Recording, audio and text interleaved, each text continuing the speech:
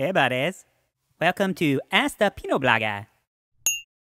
Everybody sing along, celebrity ho, scream for more. Everything on. Okay, so welcome to Ask the Pinotblogger, first ever edition of Ask the Pinotblogger. And the first question comes from Richard Schaefer. Richard, you can follow him on Twitter. His Twitter account is Israeli Wine. So he's a great guy. He brings some amazing wines to market in the United States from Israel, and been pretty successful marketing it as well. I think he did some work with Guy Kawasaki, so definitely worth following. Definitely check him out. His question is, hey Pinotblogger, what level of Brett adds to the interestingness of a wine, and at what level is it too much, or is it just all subjective? And Richard, when I think about Brett, I think about this scene from Caddyshack, where a girl's sitting there by the pool and she's munching on her Baby Ruth, and she drops it in the pool, and it looks just like a dookie.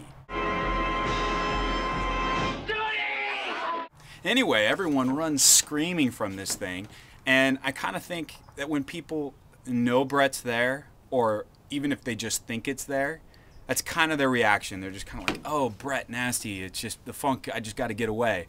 And I think that by the same token, if you don't know it's there, and you're kind of blissfully ignorant of Brett that might be in a wine, you kind of dig it. It's no big deal.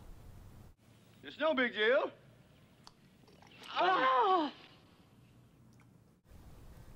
So that's pretty much my take on Brett. It's totally subjective. So I'm not totally against Brett. In fact, we're doing a crazy little experiment this year. Me and my buddy Morgan Twain Peterson.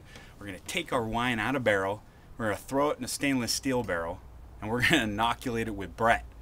That's crazy. If you ask other winemakers, like, get Brett the hell away from my wine. You know, you don't even want to get anywhere close to it. And so anyway, we're going to have this wine that's going to have a bunch of ethyl phenols in it, all the stuff, that smelly stuff that makes Brett Brett. And we're going to go ahead and blend that back into our wine. Nuts. But the idea is we're hoping to go ahead and get it right below threshold so it adds complexity without adding a negative character to our wine. Something that people will go, oh God, that smells like, you know, manure or horse blanket or, you know, sweaty armpit on a horse in a rainy day in France. Nothing like that.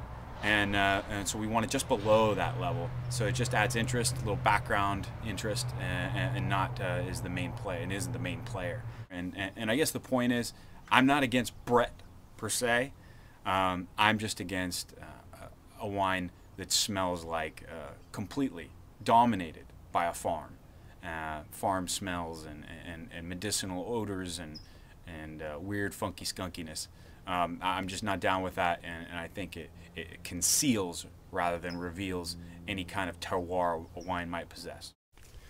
Well, that's it for the first episode of Ask the Pinotblogger. Thanks for joining me, and if you have any questions, hit me up on Twitter, Pinotblogger, and I'll try and answer them here on this vlog and give you a shout out. If you're interested in learning a little bit more about Brett and white wines, I have an article up on palatepress.com about Brett and white Burgundy. So check that out if you're into that type of thing. And thanks for watching, and don't forget to put some Pinot in your mouth today.